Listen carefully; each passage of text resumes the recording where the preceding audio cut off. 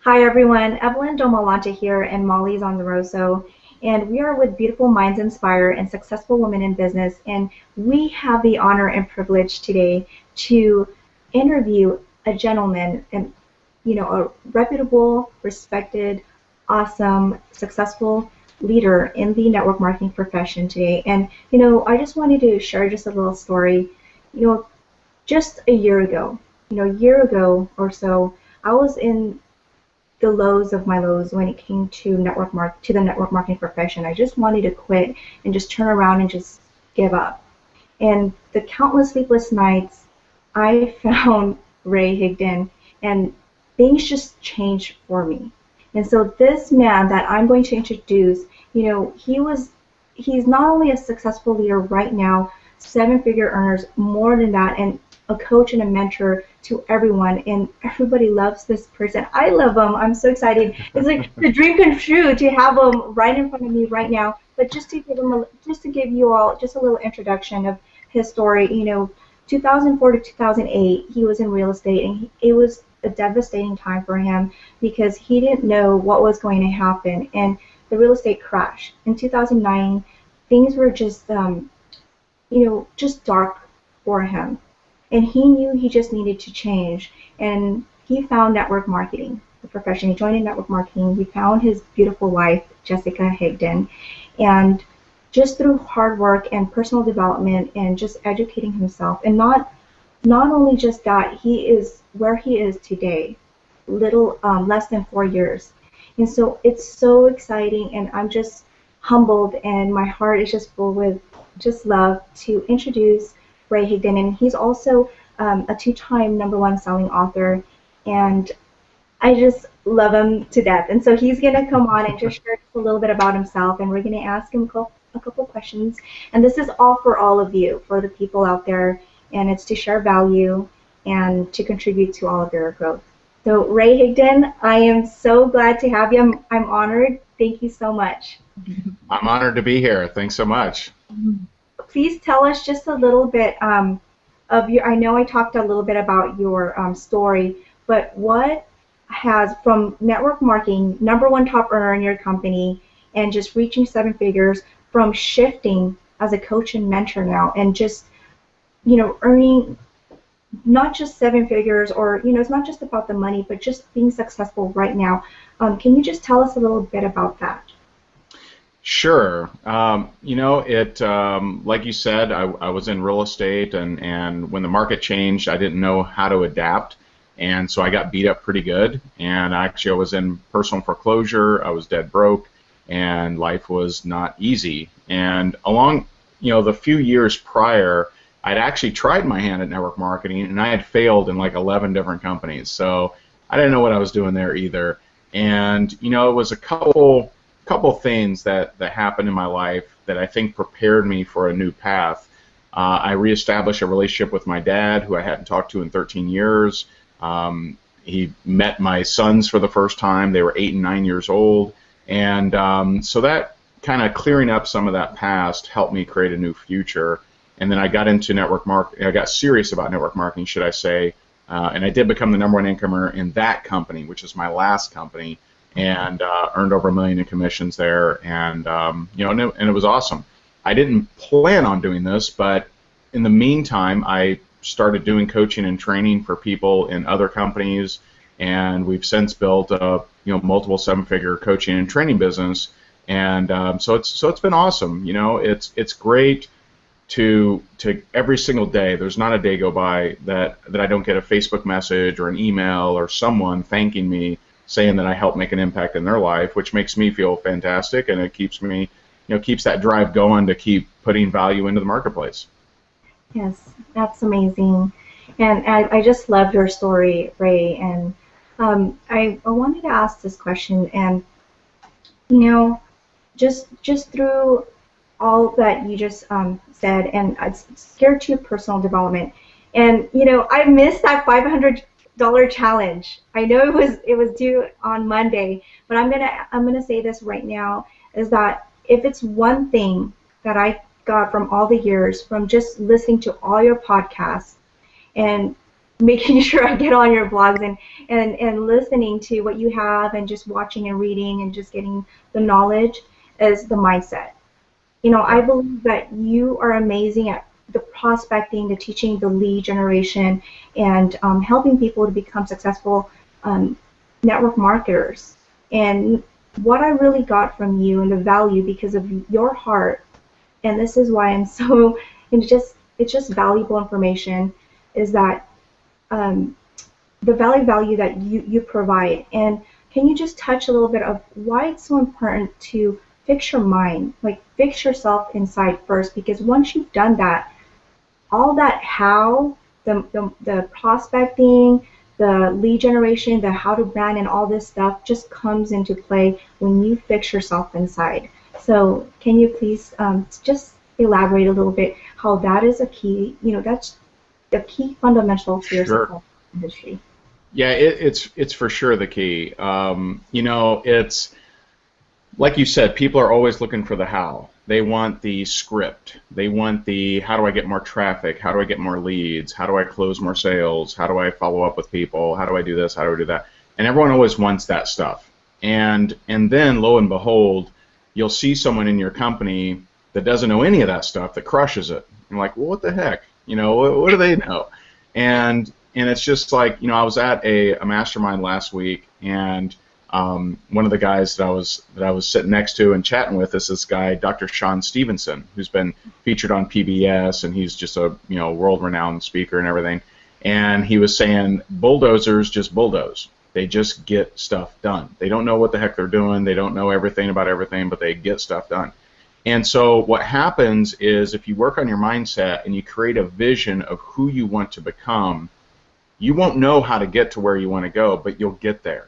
Mm-hmm. And that's something that people really need to embrace is if you've gone to seminar after seminar after seminar and you came out of it and you didn't create new results, it's your mindset. It's not that you lack what to do. You've heard what to do over and over and over and over. It's just you didn't do it. And so, people need to stop looking at what they think they know and instead look at their results. So if someone thinks they know everything about sales, but they've never made any money in sales, then they don't know about sales, right? They need to work on that mindset of being okay with not being perfect, but taking imperfect action to build new results. And so it's just always the mindset. And if you look at anybody that's created major success, they decided to. It wasn't that they learned how to, they decided to. And that's a big difference. Yes, making that decision. And thank you for that answer. And it just evolves like this. I just wanted to, for the viewers out there, there's going to be amazing leaders and mentors out there. And I just wanted to add that, having sought out Ray and just listening and just the value that he provides, he's just a giver. He's such a giver, and that's the reason why he has what he has now. And not only that, obviously, he took action.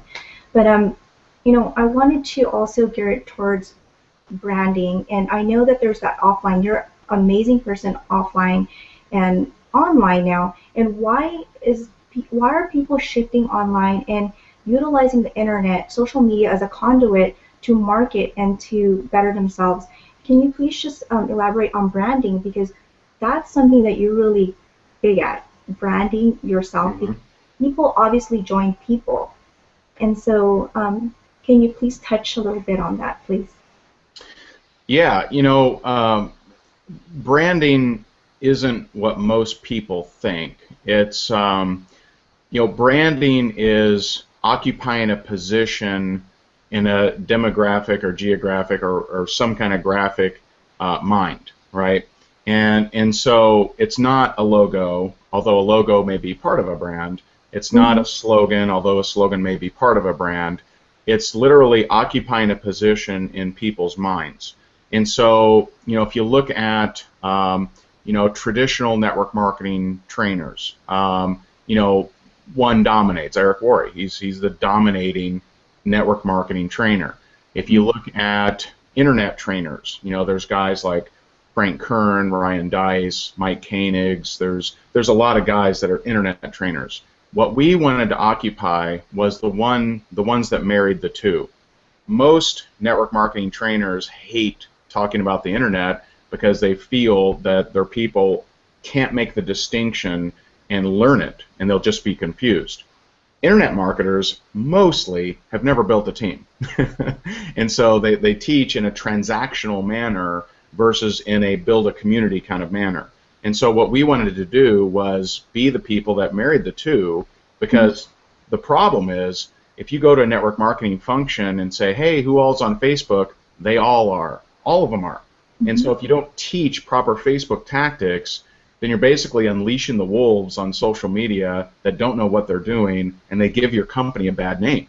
And so we wanted to teach people how to properly use the internet, and that's actually our brand, how to properly use the internet to get more leads, recruit more reps, become top earners in your network marketing company, and so still use the internet, but also build a network marketing business. And so a brand is specialization, a brand is occupying a position in people's mind, and a brand is congruency. You won't see me ever talk about home meetings are terrible, or vice versa, the internet's bad, right? It just confuses you. You won't hear me say those two things because they would be off-brand. My brand is, here's how to use the internet to build your network marketing business, and I also embrace all the traditional stuff that some of the other trainers teach as well. Okay, awesome. And that answers a lot. I actually learned something. You added some stuff in there. I learned something new, and thank you so much. Yeah. I also, you're a mentor and coach, a documented mentor and coach, and there's nobody that I've come across this day that has anything bad to say, and just their character and just who they are, they exude this positive energy and this authenticity. And so what I love about that, and I'm going to ask this question because it's a pet peeve of mine, and this is how I transition, and I started to find the right people. Like all leaders, and I know you're going to say this, that when you surround yourself with the right people and you emulate, because success leaves clues, and you emulate what they're doing, obviously you're getting closer to that with the mindset, with the personal development. And you as a mentor and coach already, I see that you still go out there and get personal development. Like you just pay $25,000 to get top-notch, training. Why is that? Why? Can you just open the minds of people why it's so important that personal development and just being open to learn is such a key to growth, Sure. to success? There's multiple factors to that. There's multiple reasons why. So, I think it was maybe a year or so ago, someone asked me, what do you view as success? And I don't know that I have the perfect definition, but I believe success is a combination of growth and contribution. So you're growing yourself. I wouldn't be happy if I wasn't learning something. I got to be learning something. And I also wouldn't be happy if I wasn't contributing something. So if I'm just over here learning and I'm sitting in a library and no one ever knows anything that I'm doing, that wouldn't be success to me. Just like if I was just teaching and me never learning, that also wouldn't be success. It's somewhere a combination of the two. And so there's a lot of reasons. Reason number one, network marketers are network marketers, right? They're still marketers. And so if you want to dominate any profession, pump more value into that marketplace than anyone else. Well, what's value? Value could be blogs, could be articles, videos, products, courses, seminars, webinars, whatever, right? It's something that is helping that target market. And so I look to pump value into the marketplace, and for me to provide the highest level of value, I need to learn more. And so for me to, if I'm just reading books from the 1950s and that's all I have to offer, then that's probably good, but it's not great. And so I'm constantly investing in myself to make myself more knowledgeable so I can be more valuable. And that's there are things that I share publicly. There are things that I share to my mastermind clients. There's things that I share to my coaching clients, and they are a little different. They're congruent. There's no, I'm not going to say something over here and then I say, hey, that's really not right. But I'll share more in detail, like marketing and branding and things like that with my coaching clients. And so that would be number one, to make myself more valuable. Number two, if you're an implementer, it's an investment, you know. And I remember last year, we had just bought our house, right? Or we were in the process of closing on our house, so we needed a pretty good chunk of change to get the mortgage, right? We got a small mortgage on the house. They made us pay off the IRS early, which is a very large check. And so we had to pay off the IRS early. We had to come up with money for the down payment. And I go to my wife and I say, hey, I want this new training. It's $50,000. And she's like, ooh, it's a really bad time. And I said, it's never a bad time to make more money. So I got my way. And from that $50,000 investment, you know, I can't say my exact return, but it's probably around 200 to 300,000. And so every time I've invested in coaching or mentoring, I've made more than I invested, and that's because I'm an implementer. If you're not an implementer, then buying coaching and training isn't really going to help. But you know, you need to implement the things that you're learning. So we've in the last, you know, it's March, so in the last 2 years, we've invested $209,000 just in coaching and mentoring. That's not courses, that's not travel, that's just coaching and mentoring. And you know, that's why I think our clients constantly renew. That's why I think we constantly build an audience, is we're constantly building our value to go out and put more value into the marketplace. Kind of a long answer, huh? No, that's wonderful, because I'm glad that you elaborated on that, and so that people can think bigger. Think bigger.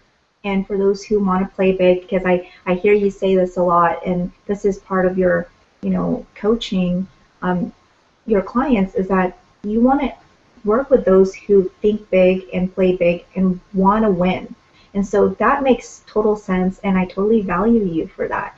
And so, you know, I'm going to turn it over to Molly, and she's going to make you laugh, because we were just talking before we got on. She remembered some of your blogs where you had, what was the name of that character where you had the wig and you'd come Brooke on? Bobby? Yes, Brooke Bobby. So she has a couple questions for you, and I'm just excited to have her on. She's just, Molly's a loving mom, and not only that, she's a rising successful entrepreneur, and she's here to help inspire women, successful women in business. That's her group that she created, and so I just wanted to introduce her. Yeah. Hi, everyone. Thanks, Ray. Hi. Nice to be here with you, and thank you so much for taking out some of your time today to spend with us. We really appreciate it. I'm a mom. I have 3 sons, so you know, laughing in our house is they're all grown now. In fact, my oldest son Vincent is a big fan of yours, and he sent me a message the other day after he watched something after you went to the. Tell us the name of the trainer for the 25K event that you just went to. Joe Polish. Yeah. So he says, Mom, you know, it's really important to find people that want what you have, not necessarily that need what you have. And I was, oh, thanks, Vinny. He's like, I got that from Ray Higdon. I'm like, nice. I'm like, nice. Okay. So what I was going to say is I really appreciate your sense of humor, because you know, all the things you do. I think it's really important to laugh your way through life, and I also think that, you know, laughter and sense of humor can help you get through some of the really hard times in life, you know, in a marriage, or, you know, just in life when you're feeling down. You know, like I said, my sons have made me watch that movie Happy Gilmore probably 30 times. So that being said, we have a lot of women that come to us with the question, not really the question, but more of the problem about their husbands just not being into what they're doing, or just not being supportive, or just being like, oh, you're doing that again. You haven't made any money at that, you know. So what do you have to say to those women? How can you help them still kind of try to hang in there, even though their husbands just really aren't so supportive to network marketing or affiliate marketing or what they're doing? So a few things. All right. Where do I start? I would say first of all, you need to realize that some people have crafted a relationship and they think that the norm in society is to have some kind of complaint about their spouse, right? And so, there are guys that'll be like, oh, my wife's going shopping, right? Oh, there he goes, watching football again, right?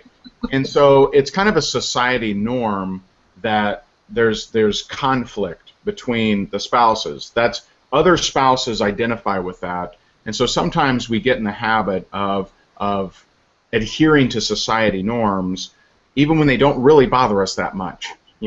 Like it's just easy. It's easy to fit into society norms. So you need to disassociate from any kind of inkling that he's not supportive of me, meaning he doesn't love me.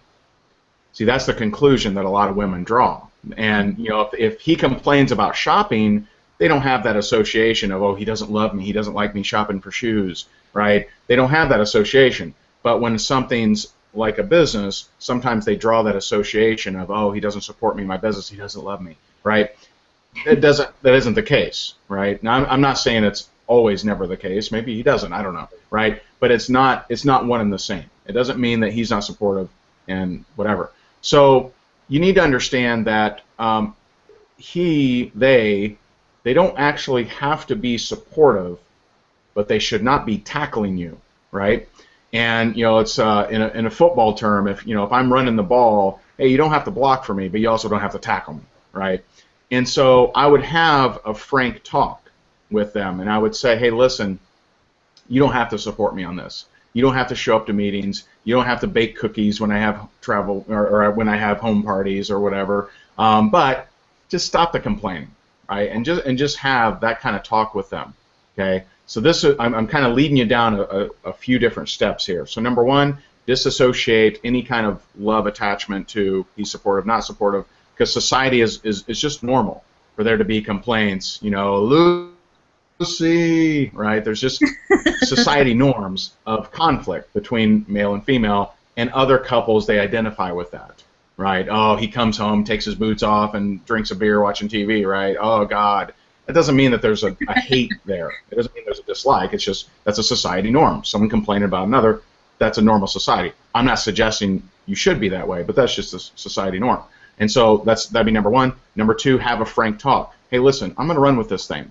And you don't have to support me. You don't got to wear the shirt or wear the hat or drink the Kool-Aid, but I'm going to run there. So please don't go, spreading crap with our friends saying how stupid it is or whatever. Just, do your own thing. Go watch some football or something, right? Number three, now this is very important. You got to do what you say you're going to do, okay? There comes a limit where support gets a little ridiculous, okay? If you've been in 52 different companies and you've spent the company fortune on joining all these companies and you've never actually done anything, that's a problem. That would test even Gandhi of his support, right? So you need to do something. If you say you're going to do it, you need to go after it and really make it happen. And stop looking for endless support with no results on your end. So you need to change your habits to get better results. And lastly, now this is a very powerful suggestion that has helped a lot of couples. Secretly, every single day, if you're feeling that major conflict in your relationship, every day, secretly, don't tell them, okay? Every day, make a little list of what you are grateful for them, okay? Maybe you're grateful that they have a job. Maybe you're grateful that they shaved this morning. Maybe you're grateful that they're there for you. Maybe you're grateful that they're a great provider or a great protector or whatever, right? Make a little list secretly. Don't show it to them. Look, I'm grateful for you, right? Don't do that. That doesn't work. Do it in your own way. Because the thing with guys is, believe it or not, most guys are low maintenance. If they feel there's a couple things that are important to guys. Okay, I love to feel appreciated. That was one of the things that was in my perfect woman would be this, right? Be appreciative, right? Number two, we don't want our women stressed. We just don't want them stressed. It's a like if Jessica is stressed, it affects me in a very weird way, in a carnal way that makes me think I'm not enough, right? And so we don't want our women stressed, and we want to feel appreciated. And it doesn't take a whole lot, I don't think, right? And so I make this little gratitude list every day. Make a little gratitude list. What are you happy? Maybe, I'm so grateful he took out the trash. Whatever, right? It doesn't have to be, really, really super deep, but just a thing to kind of switch up your energy and be one more of gratitude. And it's shocking how when you practice gratitude, how everyone else changes. That's what's funny about it, right? You're the one doing it. They're not doing it, right? You're doing it. But then all of a sudden they start treating you differently. It's kind of strange, but it works. And so you got to do that. Do that every single day. Do it for an extended period of time. Again, don't tell them, right? Can't believe I've been grateful for you, right? That doesn't work, right? Just silently be grateful. Write down your little list, and you'll be amazed at. You follow all of those tips, you'll probably see a major change. Yeah, that's really good information. I love the part about not correlating like love for support. So yeah, I think that'll hit home for a lot of women. And I know we just have a few more minutes. I'll just ask one question. I'm going to keep it along the same lines because I know you have 2 sons, just 2 sons, or 2 sons. Yep. No daughters. Okay. So I guess the next question is, because we have a lot of work from home moms or people that want to be work from home moms that are working and trying to get home to be with their kids.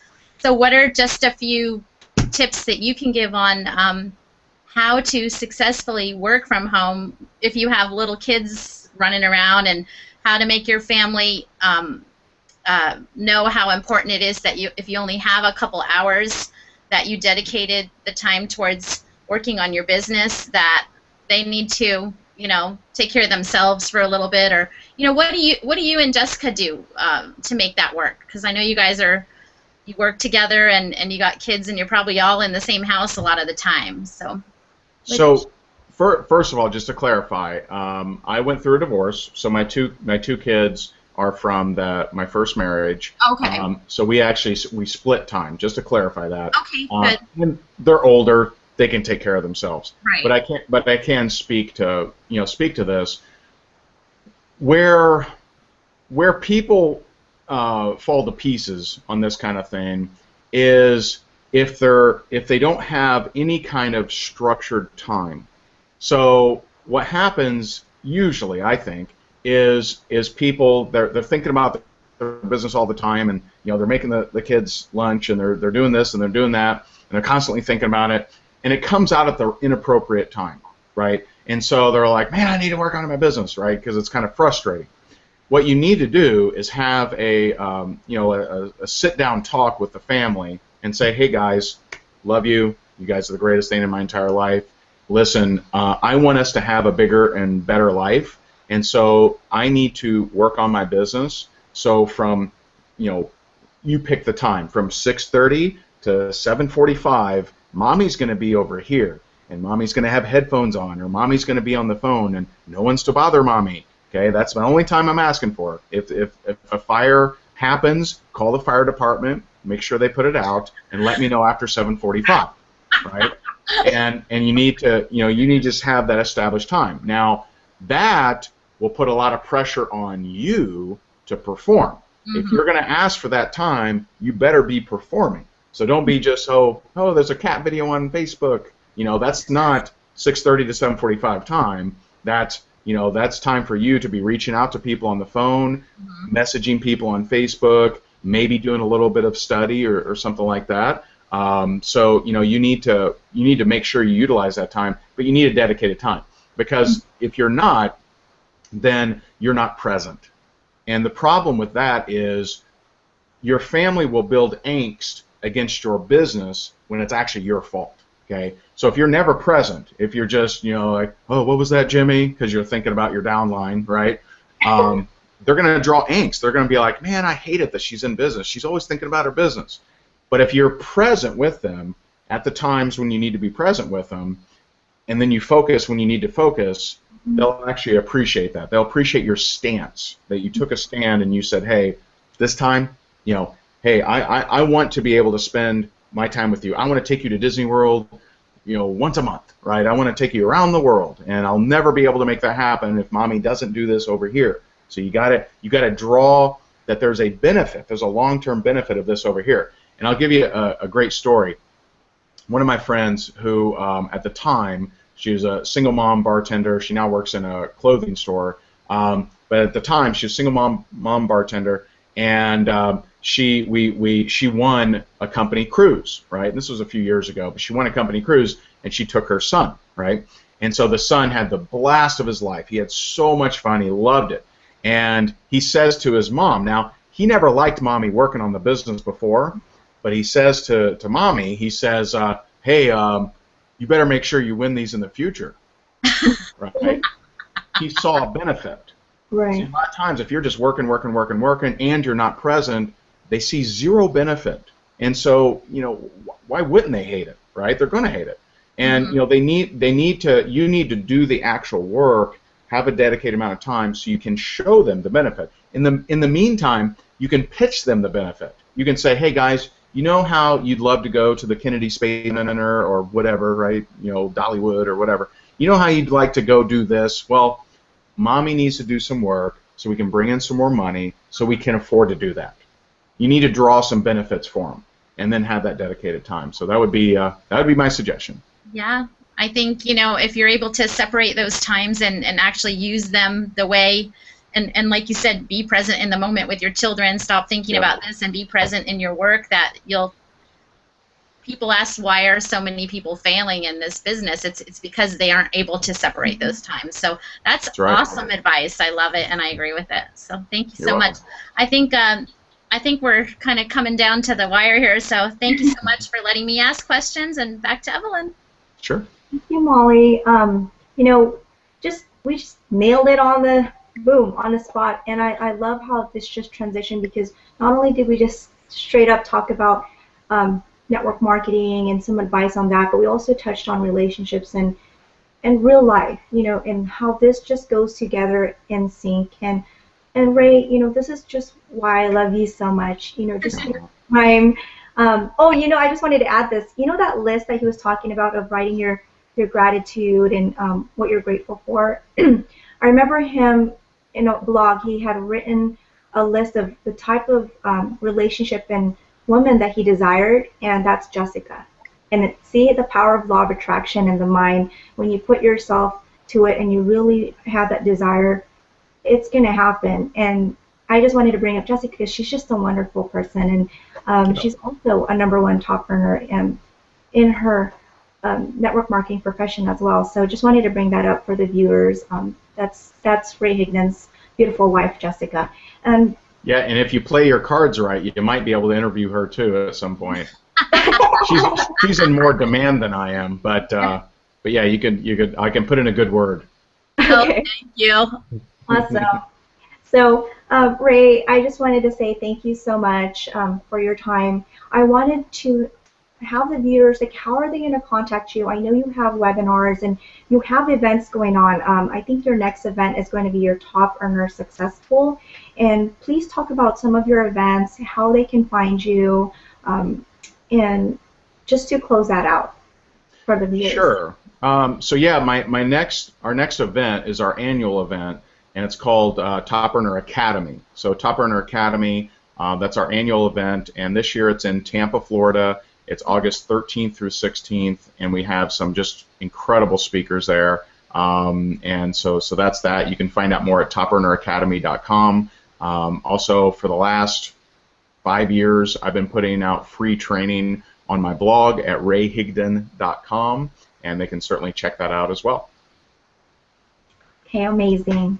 So everyone, you guys got the wonderful Ray Higdon. Again, I just appreciate your time. This is such a treat to our viewers, and just to expose a wonderful, not just he's a successful individual with his wife in the profession, but just his heart, guys. And I just wanted to really throw this out there that beautiful minds inspire, and those who are out there in the grind and wanting to have this as a profession, as their career, and to work from home, you want to emulate and learn from people who are proven, who have that proven success. And I believe in this: documentation beats conversation. So rayhigdon.com, guys. And for us, Molly Sonroso, you can find us on Facebook, Successful Women in Business, and Evelyn Domalanta, Beautiful Minds Inspire. I'll have details in the bottom. And bye, everyone. Thank you so much. Any last words, Ray?